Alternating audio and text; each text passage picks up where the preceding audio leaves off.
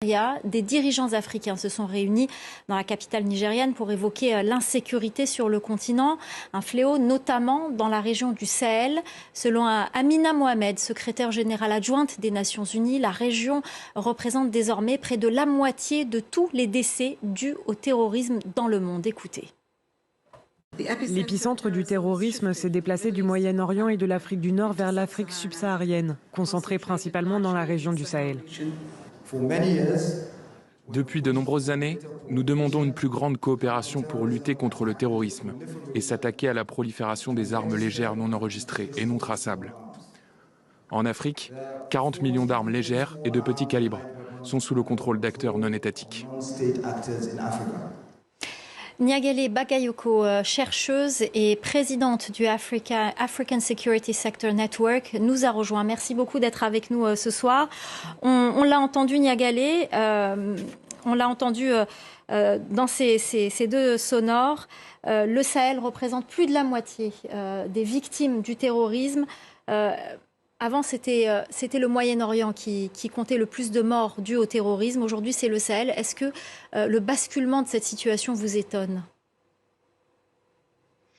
Non, parce que malheureusement, depuis 2012, on a assisté non seulement à une expansion territoriale continue des groupes djihadistes, islamistes radicaux, mais également à leur enracinement de plus en plus profond et aussi à leur diversification dans le cadre de différents regroupements affiliés d'un côté à Al-Qaïda, c'est le cas notamment du JNIM, ou GSIM, le groupe de soutien à l'islam et aux musulmans, ou des groupes affiliés à l'État islamique que l'on trouve non seulement au Sahel central, avec ce qu'on appelle l'EIS, État islamique Sahel, et également les groupes affiliés à la province ouest-africaine de l'État islamique qui se situe plutôt dans la région du bassin du lac Tchad.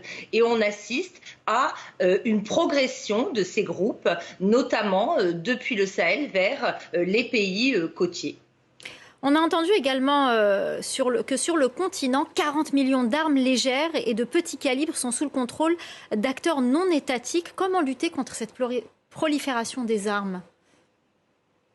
Alors là aussi, malheureusement, les instruments qui ont été mobilisés depuis de très longues années, depuis la fin des années 90 en réalité, se sont révélés assez inefficaces. En 1998 avait été adopté ce qu'on appelle le moratoire sur la circulation des armes légères et de petits calibres, qui était inscrit dans le cadre de la CEDEAO. Mais depuis, il y a eu tout d'abord l'arsenal qui s'est diffusé depuis la Libye à la suite de la chute du colonel Kadhafi, mais il y a également d'autres phénomènes, notamment la façon dont les groupes armés extrémistes prélèvent lors de leurs attaques contre les forces armées des différents pays de la région du matériel et des armes, en effet, de petit calibre.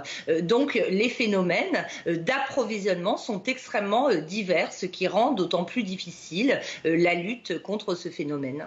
Alors au Mali, il y a une semaine, plus de 110 civils ont été enlevés par des groupes djihadistes. Quelle est la situation dans le pays aujourd'hui ? La situation dans le pays reste très préoccupante sur ce front-là. Il est heureux que l'on s'émeuve de cet enlèvement, en effet massif, même si un certain nombre de personnes semblent avoir été désormais libérées à cette heure. Mais il faut savoir que les enlèvements de personnalités ou d'autorités locales, coutumières, religieuses, administratives ou d'individus sont extrêmement fréquents, même si on leur donne une bien moindre audience que lorsqu'il s'agissait de ressortissants occidentaux. Cet enlèvement spectaculaire semble aussi s'inscrire dans le cadre de tensions communautaires qui touchent le centre du pays et qui avaient donné lieu à la signature d'accords entre les différentes communautés de la zone. Ce qui se passe notamment au Mali Mali, c'est une insécurité très diffuse. On assiste à la fois à la multiplication des blocus contre certaines villes, notamment dans la région de Tombouctou. On assiste également à des attaques plus ciblées contre les forces de défense et de sécurité, particulièrement de plus en plus dans le centre du pays. On assiste également à une violence de plus en plus diffuse, mais aussi à l'ancrage, c'est très important de le dire, de certains groupes au niveau local qui désormais administrent des portions du territoire et notamment en y dispensant la justice. Alors Niagalé, vous parlez de blocus, il y en a également au Burkina Faso, je pense à la ville de Djibo, Burkina Faso, où malgré les difficultés d'obtenir des informations, de nombreuses sources nous informent que les VDS, censés épauler l'armée burkinabé pour lutter contre le terrorisme, sont régulièrement accusés d'exactions contre les populations civiles. Faut-il changer de stratégie ? Oui, ce sont ces fameux volontaires pour la défense de la patrie qui ont été institutionnalisés dès 2020, donc en réalité sous le gouvernement de Roch-Marc Christian Kaboré, et qui sont de plus en plus considérés par les autorités civilo-militaires actuelles comme des relais essentiels dans la lutte contre les groupes armés extrémistes.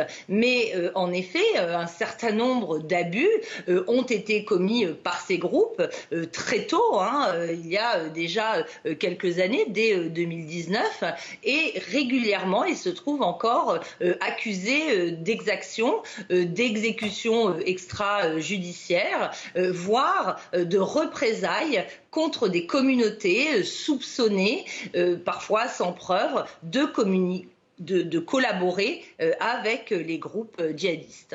Merci beaucoup Niagalé Bagayoko, chercheuse et présidente du African Security Sector Network. Merci beaucoup pour votre décryptage. Et justement, au Nigeria, un nombre croissant d'États touchés par l'insécurité mettent en place des patrouilles d'autodéfense communautaire pour renforcer la sécurité dans les villages où les meurtres violents et les enlèvements sont monnaie courante. Clarisse Fortuné.